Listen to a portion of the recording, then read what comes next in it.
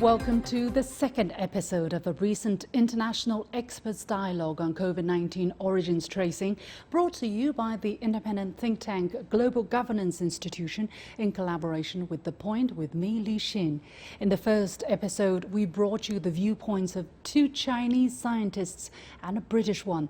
They all agreed on the more likely hypothesis of natural origins of COVID-19. In today's second part, we'll hear from three speakers from the US, Spain and China respectively. We'll start with Dr. Eric Feigl-Ding, an epidemiologist from Harvard Medical School. He's also a senior fellow with the Federation of American Scientists in Washington, D.C., the United States. The COVID-19 origin is not only a scientific issue. We have to be very careful. The lab leak hypothesis. Let science prevail.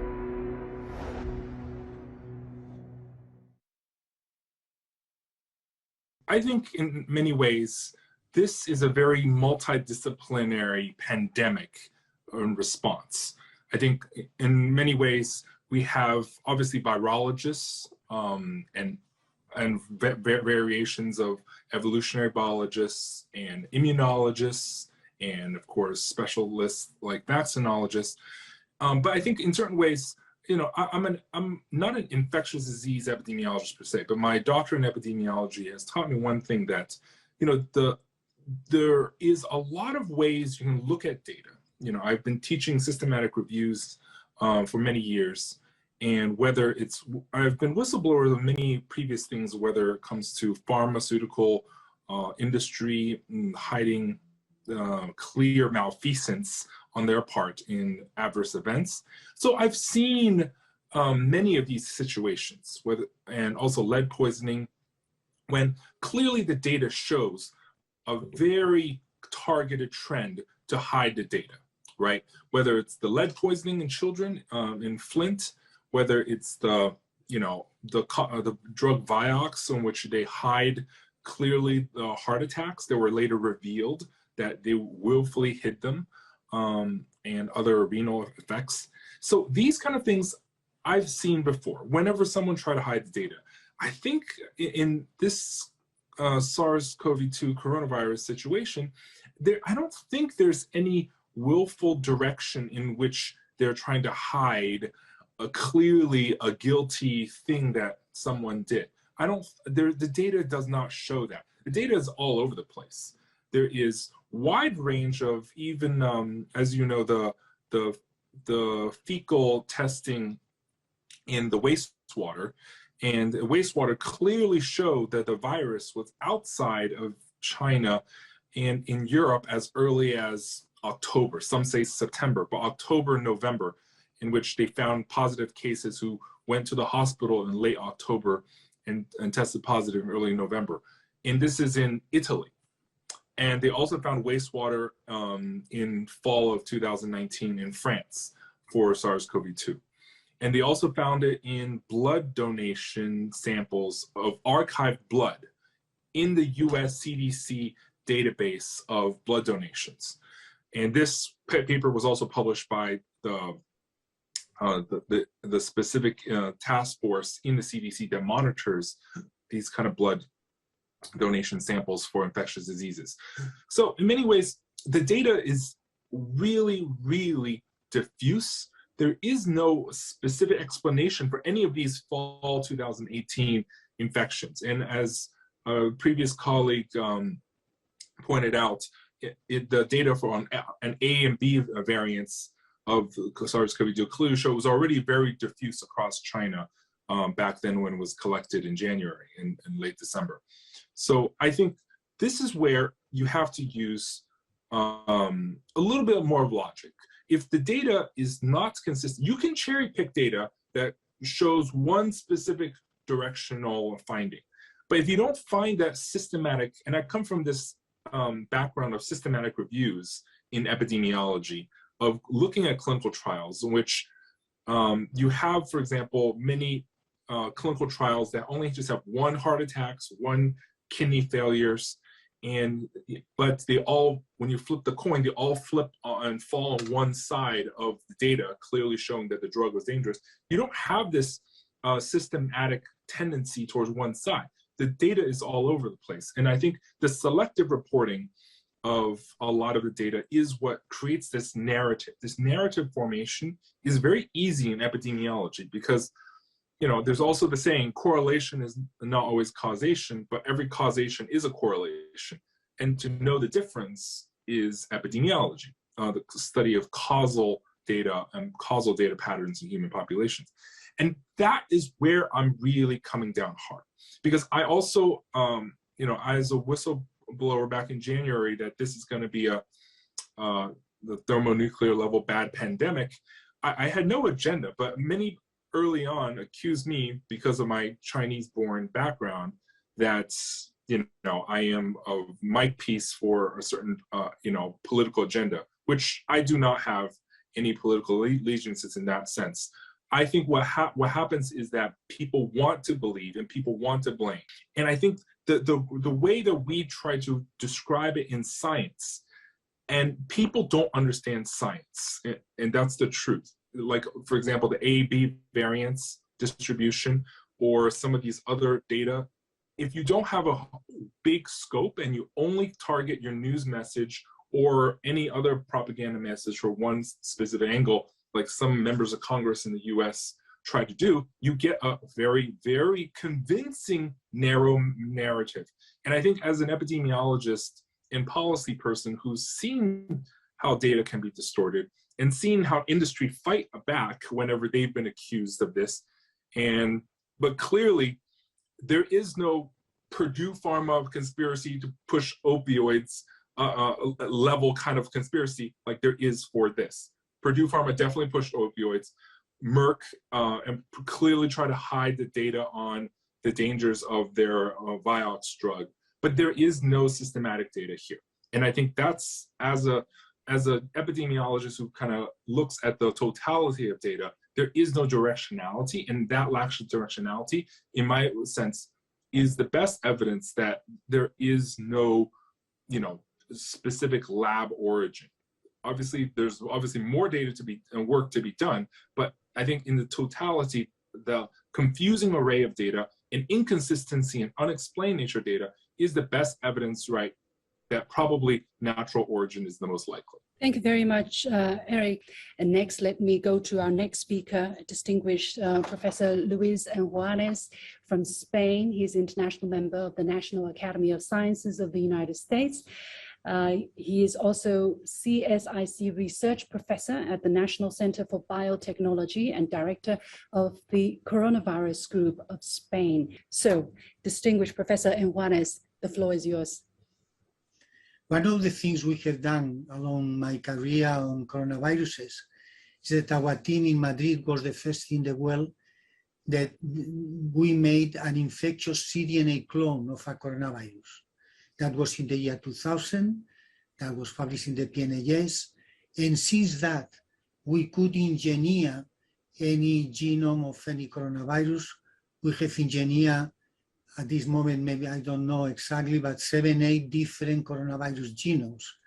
That means that I can be a terrorist by turning virulent those coronaviruses that are attenuated, or but at this time I prefer to make direct a group of people working on vaccine development. This is what we are doing now, preferentially in our laboratory, because we can modify very easily the genome of the different viruses. If I say I am saying that is because although we know a lot on reverse genetic systems and we have the ability to modify virus by using genetic engineering, we do not know at all the things that we know to engineer a virus like this. So SARS coronavirus 2.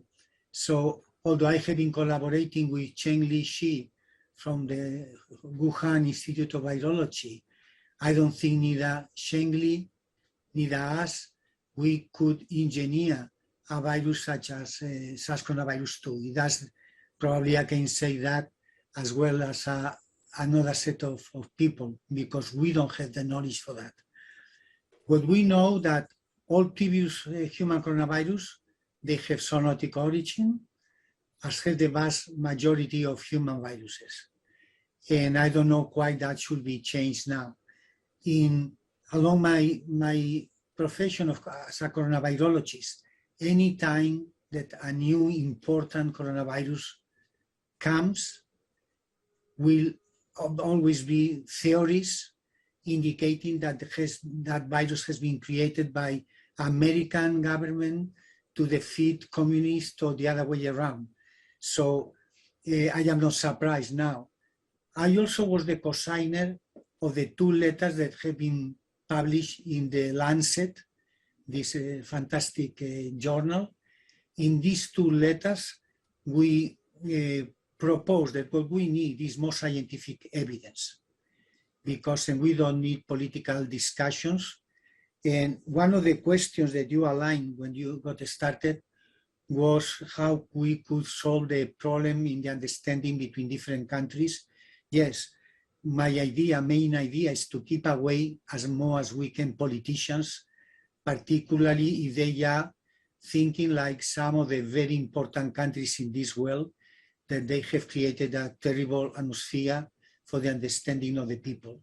So these things have to be handled between expert scientists, of course, epidemiologists, molecular biologists, and so on, and medical doctors that work in hospitals, and they have key information. So with that, I am answering your first question, that this is an issue for scientists and for medical doctors, essentially. It's not good to introduce politicians because they cannot understand many things, as it has already been said. As I will just comment on a few examples. The examination of the locations of early cases showed that most were located around the Huanan market, which is located to the north of Yangtze River. These districts were also the first to exhibit excess pneumonia deaths in January 2020. But there is no epidemiological link to any of the other locality in Wuhan, including the BSL-4 campus of the Wuhan Institute of Virology, which is located to the south of the Yangtze River. So when in the original days, you could see how the epidemic was expanding, the south of Wuhan. Wuhan, as you know, is a city with more than 14 million people, and in Wuhan is far away from the area. The Institute of Virology of Wuhan is far away from the area, the central area in the city of Wuhan, because the virus appears at the north, whereas the Institute of Virology is in the south of the Yangtze River. So it's clearly shown in this paper by Edward Holmes and other scientists, which are from different countries. Edward Holmes is from Australia, far away from many other places. Viruses closely related to SARS coronavirus have been documented in bats and pangolins in multiple localities in Southeast Asia, including China, Thailand, Cambodia, and Japan. So it is not surprising that a new virus has appeared, a new coronavirus has appeared. As I said before, I am a coronavirologist for the last 35 years, and I have seen the emergence of many coronaviruses, many animal and human coronaviruses. Human coronaviruses are known at least 9. They have isolated 7, but are known 9. The first 4, they are already attenuated. And the last 3, the one that appeared in China in year 2002, SARS-1, the one that appeared in Southeast, in the Middle East, MERS coronavirus in 2012, and the last one that appeared in China in 2019. So I am used to seeing many new coronaviruses emerging constantly. In the last 10 years, in the animal world, we have more than 10 novel coronaviruses. So this is an easy thing that is constantly happening. The emergency of an animal coronavirus takes only 3 more years. As I said, in the last 10 years, we knew about 10 new animal coronaviruses. And although some people, they want to claim that in the lab, the Chengli Shi could be the origin for this virus, I don't think this is true. Because in her laboratory, the only virus that has a 96% sequence identity, although you may think that this is a big identity with the present virus, genetically speaking, this is the same distance that is between the genome of the pigs and the genomes of the human. People like Mr. Trump, that was not an expert in genetics, he thought that that was fantastic, that will accuse the lab of Chengli Shi as the origin. But he's not a geneticist. He didn't realize that this distance, 4-5% in genome identity, is the same that we have from men to pigs. So this is not an argument, and so, that is constantly repeated. So since I will have no time to go into detail, and all the staff in the laboratory of Dr. Chengli were reported to be seronegative for the virus when they were tested in March 2020. Another statement on the paper is, there is no rational experimental reason why a new genetic system will be developed using an unknown and unpublished virus with no evidence nor mention of a SARS coronavirus-like virus in any prior publication, a study from the Wuhan Institute of Virology.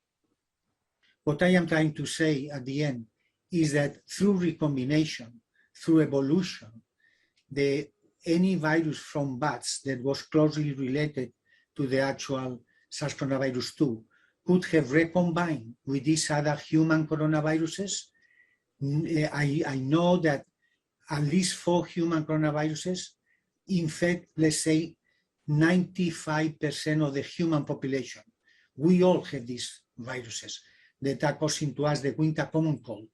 So if one person is infected with an original virus in the Wuhan area and recombined with a human coronavirus that was fully attenuated, causing just the winter common cold, that will be the simple explanation for the appearance of this virus, like it has been happening in the previous years for the emergency of all the other coronaviruses. Yeah. So in conclusion, I will read 2 sentences. As for the vast majority of human viruses, the most direct explanation for the origin of SARS coronavirus 2 is a zoonotic event, in my opinion, and also from that of other excellent scientists. In this Edward Holmes paper is co-signed by Susan Wise. He's a well-known coronavirologist for many years. I know her. For Peter Durfee, it's a Nobel Prize, up to 22 scientists. So I think it has a good base. And there is currently no evidence that SARS coronavirus 2 has a laboratory origin. There is no evidence that any early cases had any connection to the Wuhan Institute of Virology. In contrast to the clear epidemiology, there are clear epidemiological links to animal markets in Wuhan, but there is no evidence that the Wuhan Institute of Virology possessed or worked on a progenitor of SARS coronavirus 2 prior to the epidemic. I believe that there is substantial scientific evidence supporting a zoonotic origin for SARS coronavirus 2. This is not is a statement that is 99% true, in my opinion. I cannot say 100%, but while the possibility of a laboratory accident cannot be entirely diminished, dissemination system is highly unlikely relative to the repeated human-animal contacts that occur routinely in the wildlife. And I think I better stop here, and maybe later on we can talk more. Finally, last but not least, Professor Zhiwei from Nanjing University Public Health Research Center of China. Professor Zhiwei, the floor is yours, please. The thing, what I want to point out is that I think the finding the virus origin is apparently very important, but this probably is not the most urgent issue right now. As humanity experienced many different pandemics, epidemics, and we have been looking for origins of various different pathogens. It's very clear that very few pathogens we know where they came from, how they were transmitted to humans. So this is a very time-consuming process. We need to put on a lot of effort trying to find it out. As Professor Foster mentioned, I think one issue which is very interesting to me is that when the conspiracy theorists saying that this actually leads from the Wuhan lab, or the Wuhan personnel became infected by the bad coronavirus, and that's called the pandemic started from there. But I think it's totally unlikely if you look at the contagious property of this virus. If indeed the Wuhan personnel were infected first, I would expect that people in Wuhan Institute would become a first cluster of infected individuals instead of in the seafood market, isn't it? That's what we learned from 2 years circulation of this virus. That in the time when the pandemic started, we had no knowledge. People unlikely took any precaution or social distancing or quarantine measures to prevent. Then you would definitely expect, not only dozens, even hundreds of people around Wuhan or the Wuhan Institute would become infected. I don't know whether you've ever been in Wuhan Institute. It's a very crowded, packed institute. A lot of people working in a relatively small environment. So this actually from Professor Foster's data, I'm quite convinced, this is not something happening in Wuhan or started in Wuhan. It likely started from somewhere else. I think that, the sequence data and the subtype dissemination data providing a very powerful argument. This is something we need to look in a broader scope for the various different possible origins. The other thing is, like Professor Ding and other speakers also mentioned that this virus has been detected in various different locations, in different countries and different populations, and different sources like sewage and water draining systems. I think this gives us the very clear information that the origin could be much more complicated than we thought. It's not uncommon that the virus could have started from multiple origins, particularly when you think about the coronavirus as such a broad mammalian host. So I wouldn't be surprised if in the future that people found, okay, this virus actually is hosted in various different mammalian animals and jump from multiple sites. So if you read the recent report in the northeast US, that the white-tailed deers actually are tested serologically positive for coronavirus. So this is something actually I think is very interesting, although further studies should be done. But this is this would give us an idea that the coronavirus distribution spatially it should be much broader than we thought. So I think that this is something actually we all should bear in mind.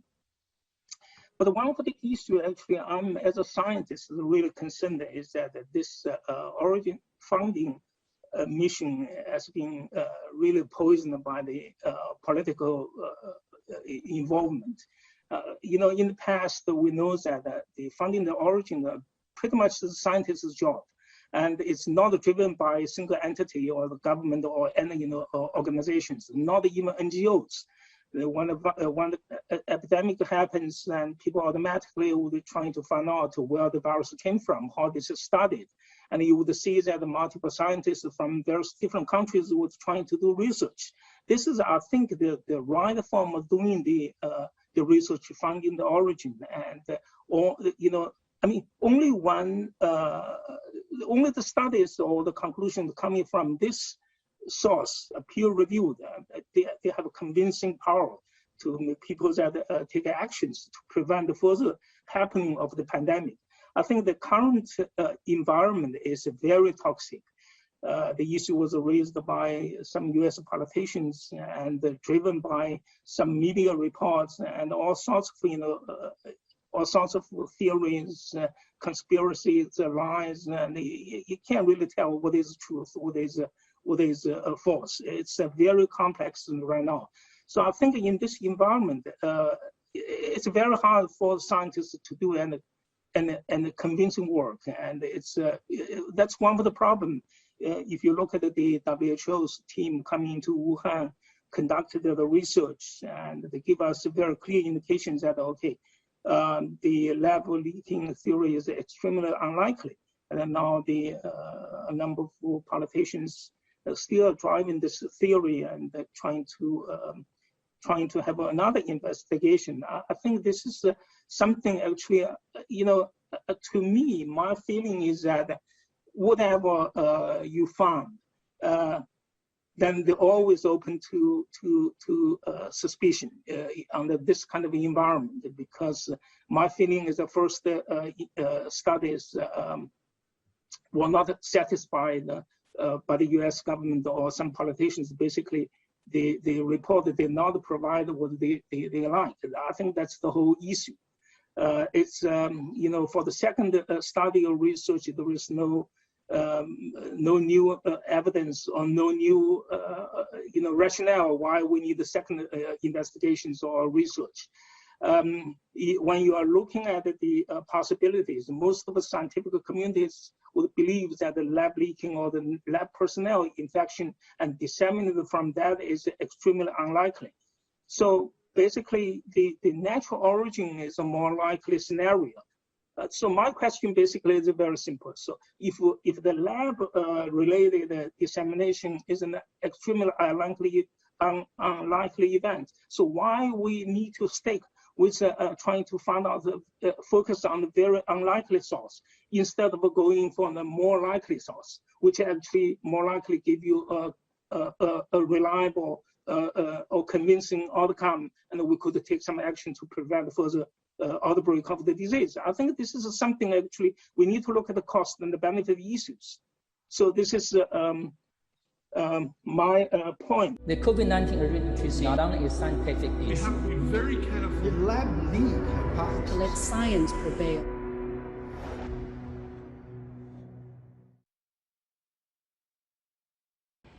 The last speaker was Zhiwei, professor at the Nanjing University Public Health Research Center. And that's the end of the second episode of an international experts dialogue on COVID-19 origins tracing that I moderated. Altogether, 6 scientists have given their presentations. But what are their comments to one another? In the next and last episode, we'll bring you their interactions. As always, you can follow me on Facebook and Twitter using the handle Luxin in Beijing. Thanks for watching. You've got the point.